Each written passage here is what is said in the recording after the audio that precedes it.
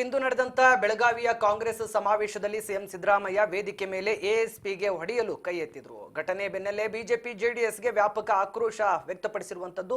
CM Siddaramaiah ವಿರುದ್ಧ ಮುಗಿಬಿದ್ದಿರುವಂತಹ ವಿಪಕ್ಷಗಳು tweet ಮೂಲಕ ವಾಗ್ದಾಳಿ ನಡೆಸಿದ್ದಾವೆ. ಈಗಾಗಲೇ ಟ್ವೀಟ್ ಮಾಡಿರುವಂತಹ ಬಿಜೆಪಿ ನಾಯಕರು ಸಿಎಂ ನಡೆಯನ್ನ ಖಂಡಿಸಿದ್ದಾರೆ. ಸಿಎಂ ಈ ರೀತಿ ವರ್ತಿಸುವಂತದ್ದು ಸಾರ್ವಜನಿಕವಾಗಿ ಸರಿಯಲ್ಲ, ಇದು ಮೊದಲಲ್ಲ, ಈಗಾಗಲೇ ಹಲವು ಬಾರಿ ಸಿಎಂ ಸಿದ್ದರಾಮಯ್ಯನವರು ಈ ರೀತಿಯಾಗಿ ವರ್ತಿಸಿದ್ದಾರೆ ಅಂತ ಕಾಂಗ್ರೆಸ್ ನಾಯಕರ ಸಿಎಂ ಸಿದ್ದರಾಮಯ್ಯನವರ ವಿರುದ್ಧ ಬಿಜೆಪಿ ಮತ್ತು ಜೆಡಿಎಸ್ ನಾಯಕರು ವಾಗ್ದಾಳಿಯನ್ನ ನಡೆಸಿದ್ದಾರೆ. ಒಟ್ಟಿನಲ್ಲಿ ಕಾಂಗ್ರೆಸ್ ಪಕ್ಷದಿಂದ ಇವತ್ತು ಬೆಳಗಾವಿಯಲ್ಲಿ ಏನು ಸಾಧನಾ ಸಮಾವೇಶವನ್ನ ಹಮ್ಮಿಕೊಳ್ಳಲಾಗಿತ್ತು. ಈ ಸಮಾವೇಶದಲ್ಲಿ ಸಿಎಂ ತಮ್ಮ ಭಾಷಣವನ್ನ ಆರಂಭಿಸಬೇಕಾದ್ರೆ ಬಿಜೆಪಿ ಕಾರ್ಯಕರ್ತರು ಅಲ್ಲಿ ಕಪ್ಪು ಬಟ್ಟೆಯನ್ನ ಪ್ರದರ್ಶಿಸ್ತಾರೆ. ಪ್ರತಿಪಕ್ಷದ ಈ ಒಂದು ಪ್ರತಿಭಟನೆಗೆ ಪ್ರತಿಪಕ್ಷದ ಮೇಲೆ ಕೋಪ ಬರುತ್ತೆ ಸಿದ್ದರಾಮಯ್ಯನವರಿಗೆ. ಅದನ್ನ ಅಧಿಕಾರಿಯ ಮೇಲೆ ದರ್ಪ ತೋರಿದ್ದಾರೆ. ಸೊ ಅಧಿಕಾರಿಯ ಮೇಲೆ ಕೈ ಎತ್ತಿ ಹೊಡೆಯೋಕ್ಕೂ ಹೋಗ್ತಾರೆ. ಈ ನಿಟ್ಟಿನ ನಡೆ ರಾಜ್ಯದ ಒಬ್ಬ ಮುಖ್ಯಮಂತ್ರಿಗೆ ಶೋಭೆ ತರುವಂತದ್ದ ಅನ್ನುವಂಥ ಪ್ರಶ್ನೆ ಈಗ ಸಾಮಾಜಿಕವಾಗಿ ಸಾರ್ವಜನಿಕವಾಗಿ ಚರ್ಚೆ ಆಗ್ತಾ ಇದೆ ಸರ್. ಎಸ್ ವಿಜಯ್, ಸಾರ್ವಜನಿಕ ಜೀವನದಲ್ಲಿ ಇರ್ತಕ್ಕಂಥವ್ರು ಕೆಲವೊಂದು ವಿಚಾರದಲ್ಲಿ ತಾಳ್ಮೆಯನ್ನ ವಹಿಸ್ಬೇಕಾಗತ್ತೆ. ತಾಳ್ಮೆಯನ್ನ ಕಳೆದುಕೊಂಡ್ರೆ ಏನೆಲ್ಲ ಅನಾಹುತಗಳಾಗ್ತವೆ ಅನ್ನೋದು ಇತಿಹಾಸದಲ್ಲಿ ಗಮನಿಸಿರ್ತಕ್ಕಂಥ ವಿಚಾರ ಇದೆ. ಆದರೆ ಸಿದ್ದರಾಮಯ್ಯನವರು ಇತ್ತೀಚಿನ ದಿನಗಳಲ್ಲಿ ಅವರು ಅವ್ರ ವರ್ತನೆಯನ್ನು ಗಮನಿಸಿದಾಗ ತಾಳ್ಮೆ ಕಳೆದುಕೊಳ್ತಾ ಇದ್ದಾರಾ ಅಂತಕ್ಕಂಥದ್ದು ಕಂಡು ಬರ್ತಾ ಇದೆ. ಯಾಕಂದ್ರೆ ಮೊದಲು ಸಿದ್ದರಾಮಯ್ಯನವರು 2013 2018 ಅವಧಿಯಲ್ಲಿ ಚುನಾವಣೆ ಅವರು ಮುಖ್ಯಮಂತ್ರಿ ಆಗಿದ್ದಂಥ ಸಂದರ್ಭದಲ್ಲಿ ಅವರ ನಡವಳಿಕೆ, ಅವರ ಅಧಿಕಾರದ ವಿಚಾರ ಬಂದಂಥ ಸಂದರ್ಭದಲ್ಲಿ ಯಾರೂ ಬೆರಳೆತ್ತಿ ತೋರಿಸುವಂಗೆ ಇರಲಿಲ್ಲ. ಆದರೆ ಈ ಬಾರಿ 2ನೇ ಬಾರಿ ಅವರು ಮುಖ್ಯಮಂತ್ರಿ ಆದ ನಂತರ ಎಲ್ಲೋ ಒಂದು ಕಡೆಗೆ ವಿಚಲಿತರಾದಂತೆ ಕಾಣಿಸ್ತಾ ಇದೆ. ಯಾಕೆ ಡಬಲ್ ಡೋಸ್ ಅಲ್ಲ, ಅದು ಒಂದು ವಿಚಾರ ಏನಾಗಿದೆ, ಎಲ್ಲಿ ನಾನು ಕುರ್ಚಿಯನ್ನ ಬಿಟ್ಕೊಡ್ಬೇಕಾಗಿ ಬರುತ್ತೋ ಅನ್ನೋದು ಹತಾಶ ಮನೋಭಾವನೆ ಒಂದು ಕಡೆಗೆ ಅವ್ರನ್ನ ಕಾಡ್ತಾ ಇದೆ. ಯಾಕಂದ್ರೆ ಈಗಾಗಲೇ ಆ ಪಕ್ಷದ ಒಳಗೇನೆ ಅವರ ವಿರುದ್ಧ ಹಲವಾರು ರೀತಿಯಲ್ಲಿ ಮಸಲತ್ತು ನಡೀತಾ ಇರೋದು ಕಂಡು ಬರ್ತಾ ಇದೆ. ಈಗ ಡಿ ಕೆ ಶಿವಕುಮಾರ್ ಅವರು ಹೇಗಾದ್ರೂ ಮಾಡಿ ನಾನು ಮುಖ್ಯಮಂತ್ರಿ ಆಗಲೇಬೇಕು ಅನ್ನೋ ಒಂದು ನಿಟ್ಟಿನಲ್ಲಿ ಗುಪ್ತವಾಗಿ ಕಾರ್ಯಾಚರಣೆಯನ್ನು ನಡೆಸ್ತಾ ಇರೋದನ್ನು ನಾವು ಗಮನಿಸ್ತೀವಿ. ಆ ಗುಪ್ತ ಕಾರ್ಯಾಚರಣೆ ವಿಚಾರಗಳು ಅವ್ರ ಗಮನಕ್ಕೆ ಬಂದಿರುತ್ತೆ. ಯಾಕಂದ್ರೆ ಮುಖ್ಯಮಂತ್ರಿ ಆದವರ ಗಮನಕ್ಕೆ ಡಿ ಕೆ ಶಿವಕುಮಾರ್ ಅವರು ಏನ್ ಮಾಡ್ತಾ ಇದ್ದಾರೆ ಕುರ್ಚಿಯನ್ನ ಕಸಿದುಕೊಳ್ಳಕ್ಕೆ ಅನ್ನೋದು ಅವ್ರಿಗೆ ಗೊತ್ತಿರುತ್ತೆ. ಆದ್ರೆ ಇಂಥ ಒಂದು ಆಲೋಚನೆಯಲ್ಲೇ ಇರ್ತಾರೆ ಮುಖ್ಯಮಂತ್ರಿಗಳು. ಅವ್ರಿಗೆ ಏನಾಗುತ್ತೆ, ಯಾರೇ ಅವ್ರ ವಿರುದ್ಧ ನೇರವಾಗಲಿ ಅಥವಾ ಪರೋಕ್ಷವಾಗ್ಲಿ ಪ್ರತ್ಯಕ್ಷವಾಗಲಿ ಯಾರಾದ್ರೂ ಅವರನ್ನು ವಿರೋಧಿಸಿದ್ರೆ ಅವ್ರಿಗೆ ಸಡನ್ ಆಗಿ ಎಲ್ಲೋ ನೆನಪ ಡಿ ಕೆ ಶಿವಕುಮಾರ್ ಅವರೇ.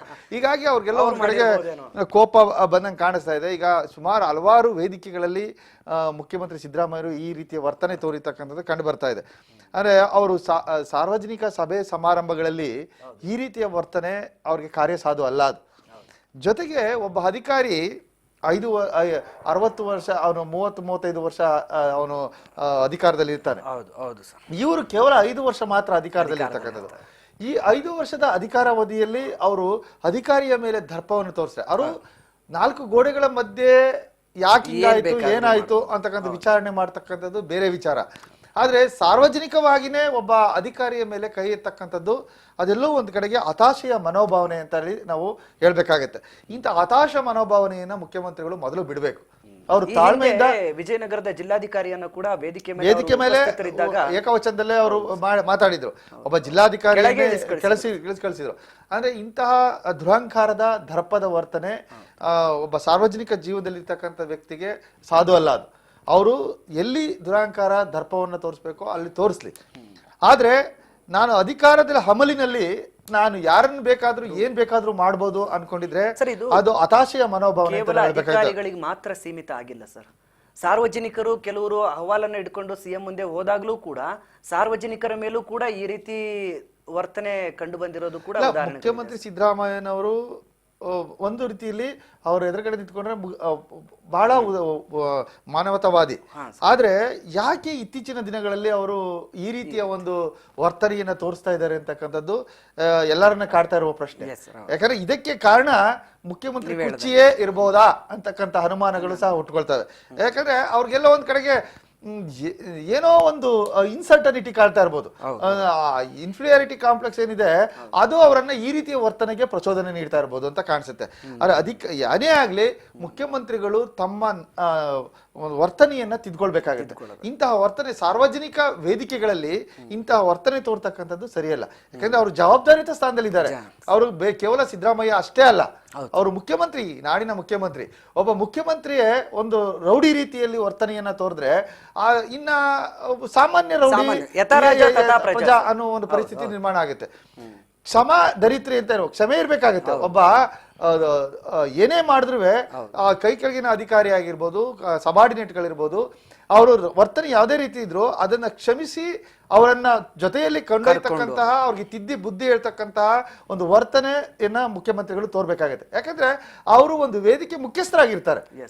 ಆ ವೇದಿಕೆ ಮುಖ್ಯಸ್ಥರಾದಂತ ಸಂದರ್ಭದಲ್ಲಿ ಎದುರಾಳಿ ಏನೋ ಮಾಡ್ದ ಅಂತ ಹೇಳಿ ಅಲ್ಲೇನೆ ಅವ್ರು ಹೊಡಿಕೋದ್ರೆ ಬೇರೆಯವ್ರಿಗೂ ದಾರಿ ಮಾಡ್ಕೊಟ್ಟಂಗಾಗುತ್ತೆ. ಮೂಲ ಕೂಡ ನಾವು ನೋಡ್ಬೇಕಲ್ಲ ಸರ್, ಬಿಜೆಪಿ ಪಕ್ಷ ಕಾಂಗ್ರೆಸ್ ಪಕ್ಷದ ಒಂದು ಖಾಸಗಿ ಕಾರ್ಯಕ್ರಮ ಸರ್, ಅದು ಸರ್ಕಾರಿ ಕಾರ್ಯಕ್ರಮ ಅಲ್ಲ, ಖಾಸಗಿ ಕಾರ್ಯಕ್ರಮ.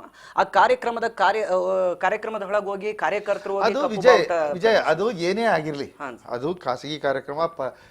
ಇದು ಪ್ರಜಾಪ್ರಭುತ್ವ ವ್ಯವಸ್ಥೆ. ಪ್ರಜಾಪ್ರಭುತ್ವ ವ್ಯವಸ್ಥೆಯಲ್ಲಿ ಎಲ್ಲರಿಗೂ ಪ್ರತಿಭಟಿಸುವ ಹಕ್ಕಿರುತ್ತೆ. ಖಾಸಗಿ ಕಾರ್ಯಕ್ರಮ ಅಂದ್ರೆ ಅವ್ರ ಮನೆ ಒಳಗಡೆ ಖಾಸಗಿ ಕಾರ್ಯಕ್ರಮ, ಇದು ವೇದಿಕೆಯಲ್ಲಿ ಸಾರ್ವಜನಿಕವಾಗಿ ಮಾಡ್ತಾ ಇರ್ತಕ್ಕಂಥ ಕಾರ್ಯಕ್ರಮ.